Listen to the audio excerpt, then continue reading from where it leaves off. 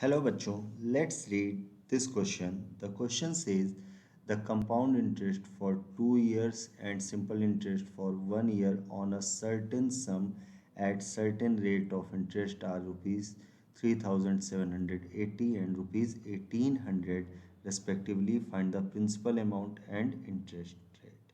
तो एक बात समझिए यहाँ पे जो बेसिक सा एक कॉन्सेप्ट है कि इंटरेस्ट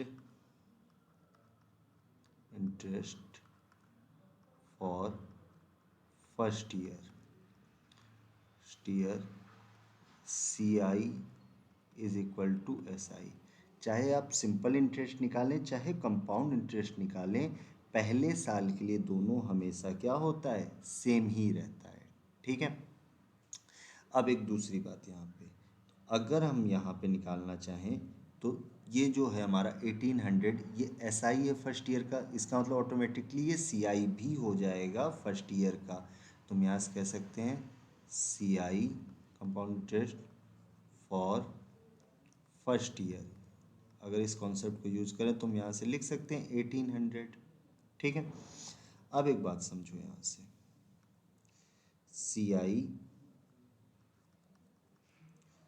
ऑफ 2 ईयर, तो इसमें तो कुछ फर्स्ट ईयर का होगा कुछ सेकेंड ईयर का होगा, तो यहाँ से हम लिख सकते हैं C I of first year plus C I of second year.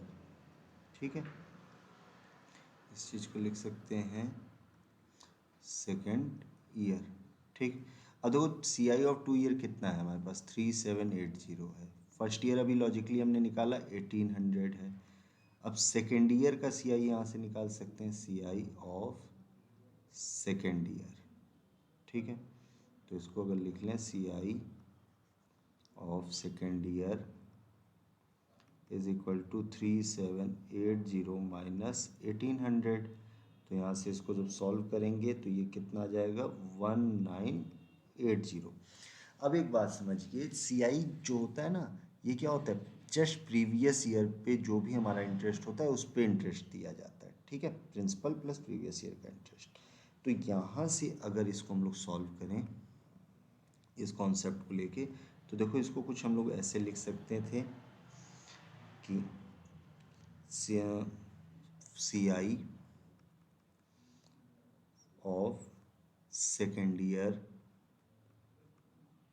तो फॉर्मूला क्या होता है, P one plus this is capital are,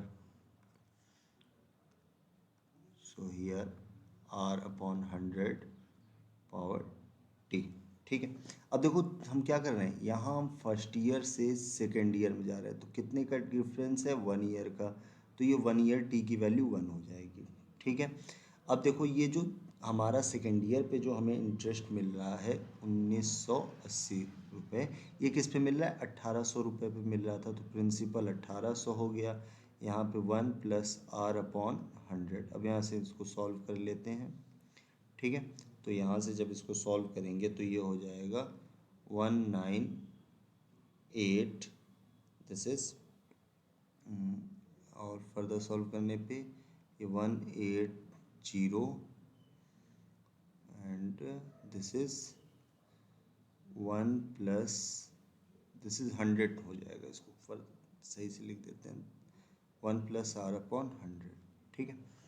अब यहाँ से अगर ये इसको सॉल्व करते हैं तो ये हो जाएगा 180 प्लस 180 इंटू आर अपॉन 100।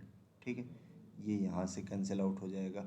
अब देखो 198 में से अगर 180 को सब्ट्रैक्ट कर देंगे तो कितना आ जाएगा हमारे पास, ये 18 आ जाएगा।